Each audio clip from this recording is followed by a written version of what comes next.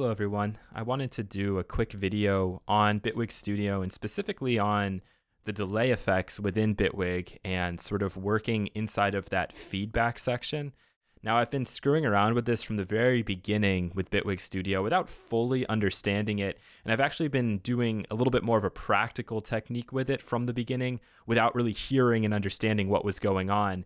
Now, a couple of days ago, just kind of by chance, I decided to do the same processing that I normally do on a mix stage towards the very end with like a delay throw or something.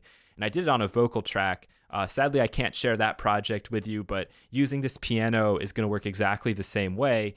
And you're going to hopefully learn and discover, as I did, that there's a lot of really significant power inside of the delay one feedback effect section beyond just sort of the crazy manipulation and getting wild feedback chains that you never imagined before. I mean, that's a really fun part. We'll do that quickly, and then I'll show you the technique that I discovered. A lot of you are probably going to say to yourself, man, I knew that from the very beginning. And if that's the case, good for you, pat on the back. But I discover new things every day and figured maybe some of you were in the dark on this like I was, and hopefully it will help you out. So we have the piano sound in here. I've gone ahead and pulled back on the stereo width of it a little bit just so you'll be able to hear the effect that we're going for a little bit better. And I've also just EQ'd it just for the sake of it. Not really a lot of reason other than to give the piano a different sound.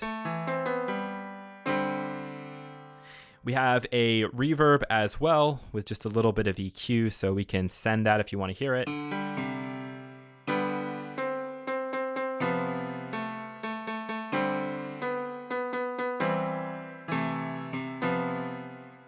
There you go.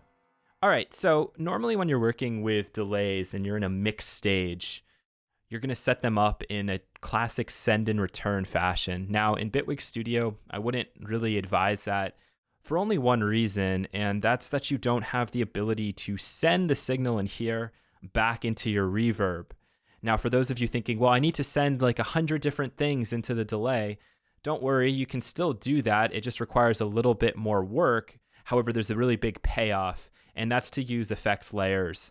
Now, for those of you worried about CPU, honestly, using the built-in delays should not cause too many CPU problems. The only thing that will cause a lot of CPU problems is if you're putting like 100 reverbs on separate tracks, algorithmic reverbs in particular. The Bitwig one isn't too harsh on CPU, but you still don't really want to chance it.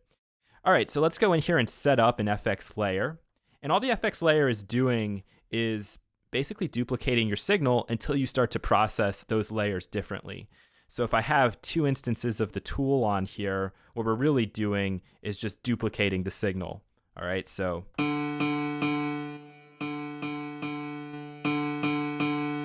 you can hear it's louder like so. But right away, I hope you've realized that something has changed, and it's very significant. It's the fact that we now have the ability to individually send each of these layers into the reverb. So now, aha, eureka, if I have a delay going here on one of these, I can send a different amount or the same amount of reverb as I send the dry signal to as well. Very important, very powerful. It's the reason why I work with FX layers for pretty much any delay send type effect going on, delay throws and the like. All right, great. So let's go into these FX layers here and let's set up the delay. For the sake of example, I'll use the delay 1, but you could use the delay 2 as well. And normally when you're doing a send with a delay, you don't want the signal to be a perfect duplicate because it just kind of sounds weird, and you might as well just copy and paste like the track if you're going for a straight echo on a vocal or something along those lines. So I'll go ahead and start to turn this up. It's the equivalent of just adding level going into a return track. So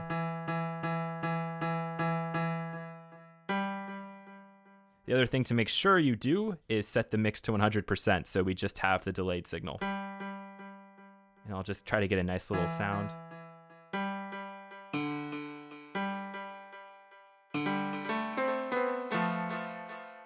All right, I'm happy with that. It's working for me.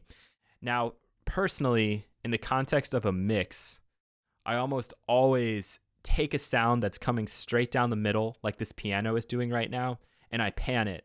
The cool thing here is that we could actually pan from this position, or we could take the tool and we could pan from here. I'm going to do that just because it gives me more flexibility down the road. So I'm going to take this and we'll pan off to the left a little bit. So that sounds a little weird without other instruments, but when you have a lot of other instruments, definitely experiment with panning out your delays. And this is going to come back in a big way at the end. This is kind of the final payoff to this video.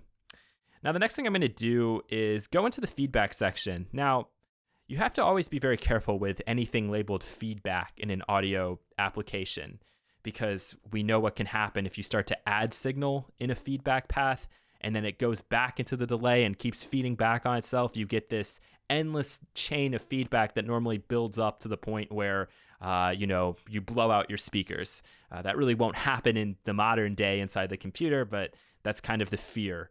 So whenever you are going to play around in the feedback section, it is a good idea to put some kind of peak limiter here on the end, just in case. Now, with some of these effects, like a chorus, for example, you'll notice that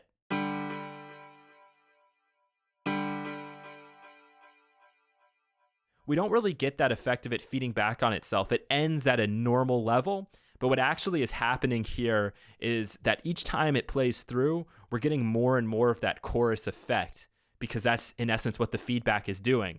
Now, you can't really hear that too well, but you'll hear that at the end of the video. So let's first set up something a little bit crazy just for fun, because it wouldn't be a Brian Bowman tutorial without just doing something off the wall that you'll probably never do again. So the one way to easily kind of set up the feedback loop is to A, put a tool and just crank up the volume, or B, use a distortion, which is going to be adding overtones and harmonics, which is pretty much the same thing as adding additional level. So I'm not going to have this at 100%, absolutely not, but we'll listen here.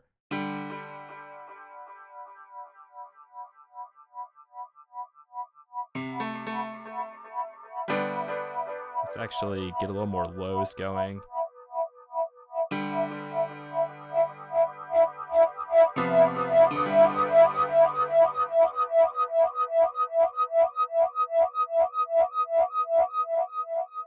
So you can hear that's kind of getting out of control. So I'm going to bring the level down a little bit on both of these, and we'll get something a little bit better here, hopefully.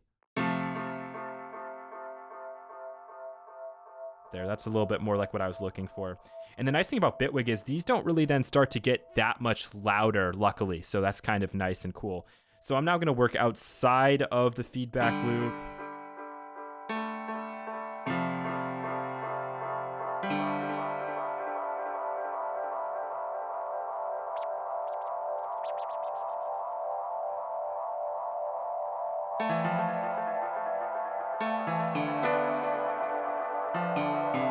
Now we can start to even get rid of this dry signal.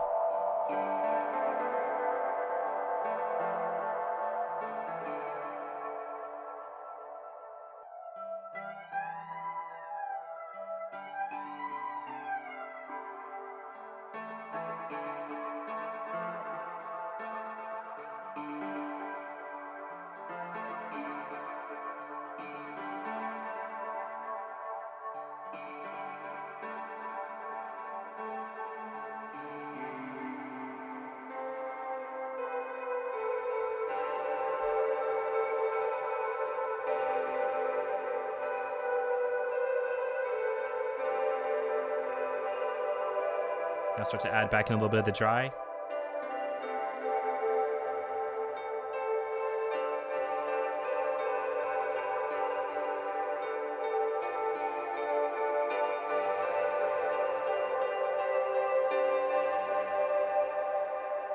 And then if you wanted, really, I could easily probably go on and do this for 30 minutes. Sky's really the limit with that. It's a lot of fun. It's a way to kind of create this huge cloud and this great atmosphere, but you're still using one of your default tracks, if you will, something that's probably in the mix. So if you do create an atmosphere in this way, it's going to blend in really well. But the thing I wanted to show you, and this is the crux of the entire tutorial here, is that if you use the tool inside of the feedback effect, you can actually create like a panning off to a side which is really effective if like you have a delay throw of a vocal and then you're going to be coming back in with like a new section of a chorus or something like that, and it's going to be bang straight there in the middle. This is what I'm saying I do all the time, and normally what I do in the past is I'd bounce out just a straight delay of something and then would manually pan it, which you can still do, and there's nothing wrong with doing that. But this is just a way to speed that up. And you also know that because we're at like a beat synced tempo here, that it's going to keep going further and further like on beat, which is really cool. And it actually in some ways works better than doing a manual automation line. So I'll just show you how that works. I'll take the tool, I'll drop it in here, and listen to what happens if I put the pan to like, we'll start with -10 or so, or I should say 10 to the left, not -10. So let's take a listen to this.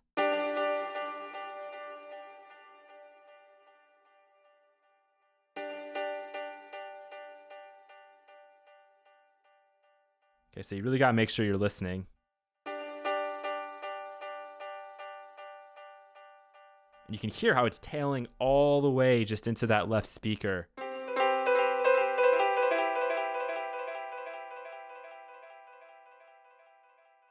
Another thing we can do is actually bump the width up a little bit. And so what that means is not only is it going to be moving out to the left, but anything that was in that mono center channel, if you will, is then going to start to push out even further, which is just going to open up even more space down the middle.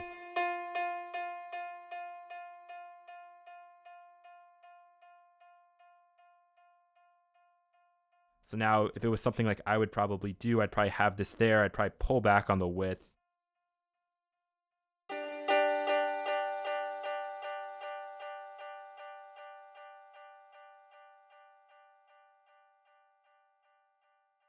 And there you go. So it's nothing revolutionary. It's nothing that exciting. And I'd also actually probably add in a little bit of reverb there as well. So let's just kind of get something that would be normal.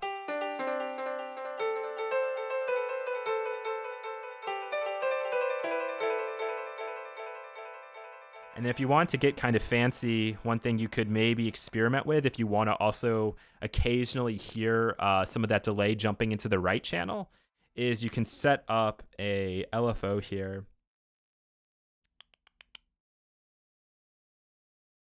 Drop a tool inside of there. And we'll use this to play with the panning a little bit. We might still offset it to the left. And we could go into our time. And this is up to you then how you want to play with it.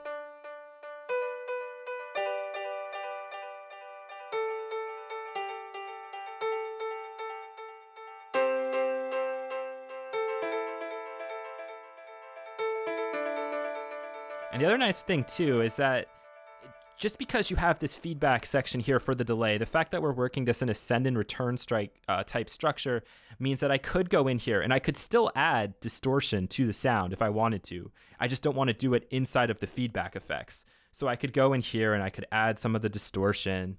And I could also add maybe a little bit of chorus.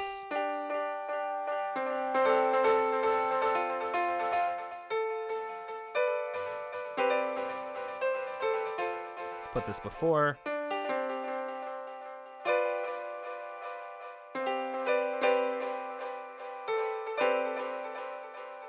And I'm actually going to even offset this a little bit further at the start.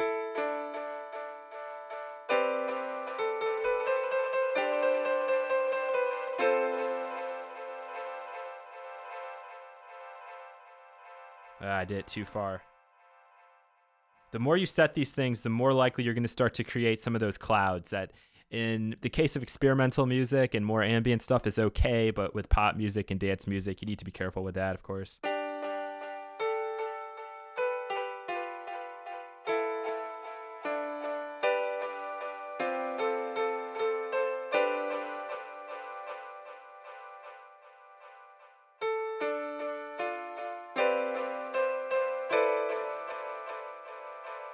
So now what I'd say is imagine if you had something like a guitar or something maybe that was panned off a little bit to the right and you use this same technique just in the opposite direction. It can set up some really effective effect chains that can help glue a mix together, or more importantly, can open up space down the middle without something just stopping abruptly. And this can be really subtle. In all of these videos, I put things to the extreme so that you really hear them. But in practice, when you're messing around with this, you'll probably make it a bit more subtle. Hope that was helpful. If you have any questions, please feel free to let me know. Take care.